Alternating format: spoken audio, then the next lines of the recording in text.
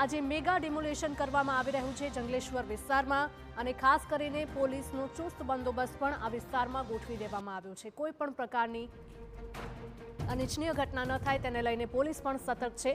જંગલેશ્વર વિસ્તારમાં ઇતિહાસનું સૌથી મોટું ડિમોલેશન જંગલેશ્વર વિસ્તારમાં દબાણો દૂર કરવાની કામગીરી શરૂ કરવામાં આવી છે। જંગલેશ્વરના કુલ 1498 મકાનો ઉપર ફરી વળશે બુલડોઝર। 1498 પૈકી 700 થી વધારે અસરગ્રસ્તોએ સ્વયંભૂ ખાલી કર્યા છે મકાનો। પીજીવીસીએલ, આરએમસી અને પોલીસની ટીમોની તૈનાતી છે। દબાણ હટાવવાની કામગીરીમાં 1500 પોલીસ જવાનોનો બંદોબસ્ત ખડકી દેવાયો છે। ડિમોલેશનની કામગીરી 2 દિવસ ચાલે તેવી શક્યતા। તો ડિમોલેશનને લઈને જંગલેશ્વરને 7 ઝોનમાં વહેંચવામાં આવ્યો છે। દરેક ઝોનમાં વર્ગ 1 અધિકારી, ટેકનિકલ સ્ટાફ અને સુપરવાઇઝરની નિમણૂક કરવામાં આવી છે, જેમાં 64 થી વધારે જેસીબી, 90 ટ્રેક્ટર, 7 હિટાચી અને 50 બ્રેકરની મદદ લેવામાં આવી રહી છે। 42 ગેસ કટર અને 14 ડમ્પર સહિત 260 થી પણ વધારે મશીનો સાથે માઇક્રો પ્લાનિંગ તૈયાર કરવામાં આવ્યું છે। મનપા દ્વારા તૈયાર કરાયો છે વિશેષ કંટ્રોલ રૂમ। દબાણ હટાવ કામગીરીનું અહીંયાથી સીધું જ મોનિટરિંગ કરવામાં આવશે। 25 ડ્રોન કેમેરા અને 30 વોકી ટોકી સેટ્સ દ્વારા સ્થળ પર ચાંપતી નજર રાખવામાં આવી છે। તો આપ આજે દ્રશ્યો જોઈ રહ્યા છો। ડ્રોન દ્રશ્યો સામે આવ્યા છે રાજકોટના જંગલેશ્વર વિસ્તારમાંથી કે જ્યાં આજે ઇતિહાસનું સૌથી મોટું ડિમોલેશન કરવામાં આવી રહ્યું છે। જંગલેશ્વર વિસ્તારમાં દબાણો દૂર કરવાની કામગીરી શરૂ કરવામાં આવી છે। અસામાજિક તત્વોનો અડ્ડો પણ જંગલેશ્વર વિસ્તારને માનવામાં આવે છે અને તેને લઈને જ આ કડક હાથે કામ લેવામાં આવી રહ્યું છે। જંગલેશ્વરના કુલ 1498 મકાનો ઉપર બુલડોઝર ફરી વળશે અને આ તમામ જે સરકારી જગ્યા ઉપર દબાણો કરવામાં આવ્યા હતા, આ સરકારી જગ્યા છે તે હવે ખુલ્લી કરવામાં આવશે। કુલ 1498 પૈકી 700 થી પણ વધારે અસરગ્રસ્તોએ સ્વયંભૂ જ પોતાના મકાનો ખાલી કર્યા છે। પીજીવીસીએલ, આરએમસી અને પોલીસની ટીમોની અહીંયા તૈનાતી છે। ફક્ત આજથી જ નહીં પરંતુ છેલ્લા 2 થી 3 દિવસથી પોલીસનો કાફલો આ સ્થળ પર ખડકી દેવામાં આવ્યો છે અને કોઈપણ પ્રકારની અનિચ્છનીય ઘટના ન બને તેને લઈને પોલીસ સતત સતર્ક છે અને ખાસ કરીને ડ્રોન કેમેરાથી પણ નજર રાખવામાં આવી રહી છે। દબાણ હટાવવાની કામગીરીમાં 1500 પોલીસ જવાનોનો બંદોબસ્ત ખડકી દેવાયો છે। ડિમોલેશનની કામગીરી 2 દિવસ ચાલે તેવી શક્યતા છે। તો ડિમોલેશનને લઈને જંગલેશ્વરને કુલ 7 ઝોનમાં વહેંચવામાં આવ્યું।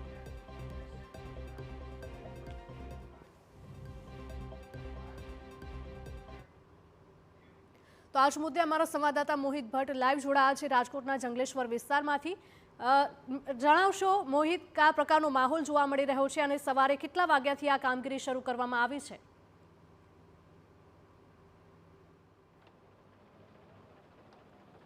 સવારના 7 વાગ્યાથી રાજકોટના જંગલેશ્વર વિસ્તારમાં મેગા ડિમોલેશન છે તેની શરૂઆત થઈ ચૂકી છે અને અત્યારે પણ શાંતિપૂર્ણ માહોલમાં આ ડિમોલેશન છે તે ચાલી રહ્યું છે। આપને હું દ્રશ્યો બતાવવા માંગીશ કે જે પ્રકારે તમે જોઈ રહ્યા છો કે અત્યારે રાજકોટનો જે જંગલેશ્વર વિસ્તાર છે ત્યાં આ ડિમોલેશનની પ્રક્રિયા છે તે ચાલી રહી છે।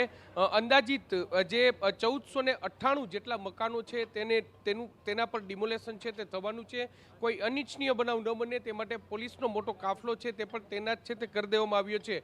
અત્યાર સુધીની વાત કરવામાં આવે તો છેલ્લા 2 દિવસથી રાજકોટ મહાનગરપાલિકા અને પોલીસ વિભાગના અધિકારીઓ છે તે જંગલેશ્વર વિસ્તારમાં હતા અને લોકોને સમજાવટ કરી રહ્યા હતા અને જેના કારણે 1000 થી વધારે મકાનો છે તેઓએ સ્વયંભૂ રીતે અસરગ્રસ્તોએ પોતાના મકાનો છે તે ખાલી કરી દીધા હતા અને હાલમાં જે શાંતિપૂર્ણ માહોલમાં જે ટીપી રોડ પરના દબાણો હોય કે આજી નદી કાંઠાના વિસ્તારના દબાણો હોય તમામ દબાણો દૂર કરવાની કાર્યવાહી છે તે ચાલી રહી છે। સૌથી મહત્વની વાત છે કે જે એસઆરપી હોય, એસએએફ હોય, આ મળીને કુલ 2500 થી વધારે પોલીસ જવાનો છે તે તૈનાત છે। ખાસ કરીને ગઈકાલથી જ પોલીસ દ્વારા અહીં જે સતત કોમ્બિંગ છે તે હાથ ધરવામાં આવ્યું હતું અને તેને કારણે જ અનેક જે એવા તોફાની તત્વો હતા તેમને પણ પોલીસ છે તેમના દ્વારા પકડી લેવામાં આવ્યા છે, તેમની અટકાયત છે તે કરવામાં આવી છે। એટલે કોઈ અનિચ્છનીય બનાવ ન બને, શાંતિપૂર્ણ માહોલમાં આ ડિમોલેશન થાય તે માટેની તમામ પ્રક્રિયાઓ છે તે હાથ ધરવામાં આવી રહી છે।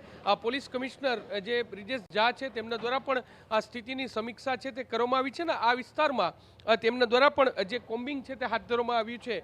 સ્થાનિક આગેવાન, જંગલેશ્વર વિસ્તારના સ્થાનિક આગેવાન જે આપણી સાથે છે, આપણે તેની સાથે પણ વાત કરવાનો પ્રયત્ન કરશું।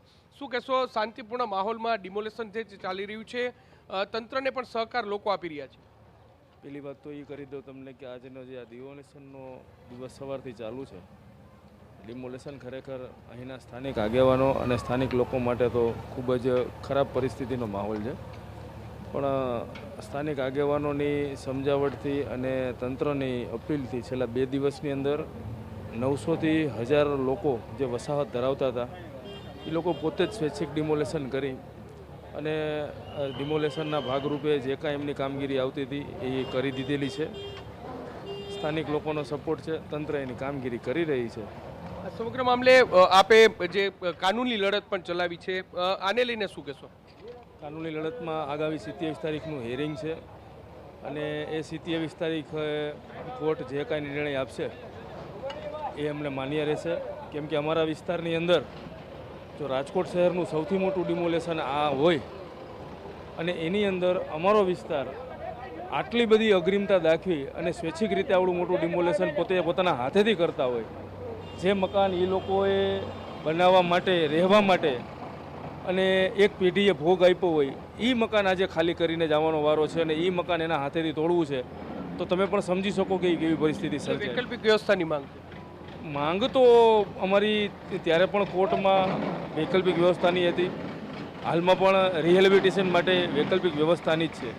સ્પષ્ટપણે સ્થાનિક લોકો છે તે વૈકલ્પિક વ્યવસ્થાની માંગ છે તે કરી રહ્યા છે ને એ માટે તેમના દ્વારા કાનૂની લડત છે તે પણ ચલાવવામાં આવી છે ને આગામી 27 તારીખના રોજ આ જે સુનાવણી છે તે હાથ ધરવામાં આવશે. બીજી તરફ જે દ્રશ્યો છે તેના પરથી આ જે કયા પ્રકારનો માહોલ છે તે સમજી શકાય છે, કારણ કે 64થી વધારે જેસીબી મશીન છે તે લગાવવામાં આવ્યા છે. ટ્રેક્ટર હોય, જે આ ઉપરાંત જે અલગ અલગ જે મશીનરી છે તેના દ્વારા આ ડિમોલેશન છે તે હાથ ધરવામાં આવી રહ્યું છે. ખાસ કરીને રાજકોટ મહાનગરપાલિકા દ્વારા અલગ અલગ 7 જેટલા ઝોન છે તેમાં આ કામગીરી છે તે સોંપવામાં આવી છે.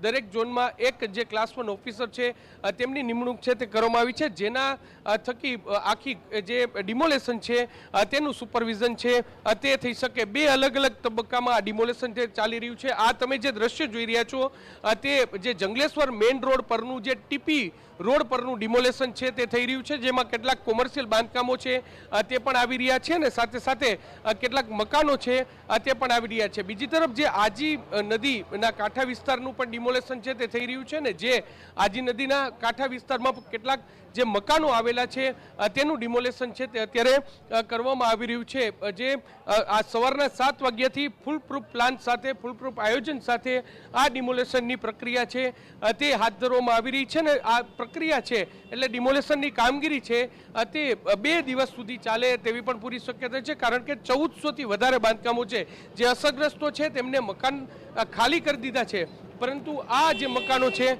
તેમાં જે ડિમોલેશન કરવાની કામગીરી છે તે અત્યારે તંત્ર છે તે કરી રહ્યું છે ને જે પ્રકારે તમે અત્યારે દ્રશ્ય જોઈ રહ્યા છો કે આખું પોલીસ છાવણીમાં આ જંગલેશ્વર વિસ્તાર છે તે ફેરવાઈ ગયો છે. રાજકોટ મહાનગરપાલિકાના અધિકારીઓ છે, પીજીવીસીએલના અધિકારીઓ છે, તેમના દ્વારા જે તમામ કોઈપણ પ્રકારની મુશ્કેલી ઊભી ન થાય, અનિચ્છનીય બનાવ ન બને તે માટે સતત કવાયત છે તે હાથ ધરવામાં આવી રહી છે અને સતત મોનિટરિંગ છે તે હાથ ધરવાનું છે. તમે જ્યાં પણ દ્રશ્ય જોશો ત્યાં તમને પોલીસ અને રાજકોટ મહાનગરપાલિકાના અધિકારીઓ છે તે જોવા મળશે ને તેમના દ્વારા આ કામગીરી છે તે શાંતિપૂર્ણ રીતે થાય તે માટેની કવાયત છે તે હાથ ધરવામાં છે. તમે જુઓ કે આ કોમર્શિયલ બાંધકામો હતા તેમને જે મહાનગરપાલિકા અને સ્થાનિક લોકો છે તેમના દ્વારા હવે દૂર છે તે કરવામાં આવ્યા છે અને 2 દિવસ સુધી આ સતત છે તે કાર્યવાહી કરશે. ટીપી રોડ છે તે પહોળો કરવા માટેની આ વ્યવસ્થા છે તે કરવામાં આવી છે અને ખાસ કરીને આજી નદીનો કાંઠો છે, ચોમાસાના સમયમાં આ આજી નદીના